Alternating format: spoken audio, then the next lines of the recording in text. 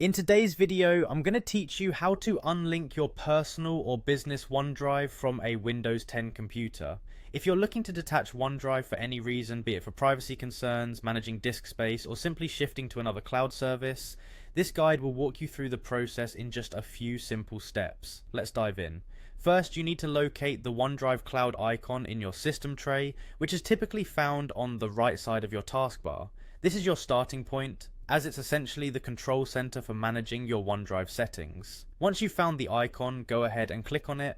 Doing this will bring up a few different options in a pop-up window. In this window, you'll want to focus on the Help and Settings option, which appears as a cogwheel or gear icon. Click on this icon to move forward. Now that you've accessed the Help and Settings menu, the next step is to select Settings. This will open a new window that provides you with a deeper dive into the configuration options for your OneDrive account.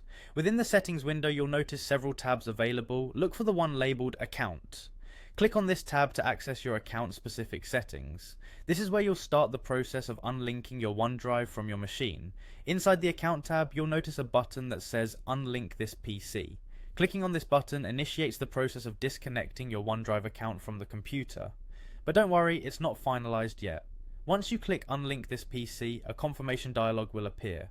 This is your last chance to reconsider before permanently unlinking your account. If you're sure about it, go ahead and confirm your choice to unlink the account. And that's it. You have now successfully unlinked your personal or business OneDrive from your Windows 10 computer. It's also essential to know that this process does not delete any data from your OneDrive storage. It simply disconnects your computer from accessing it.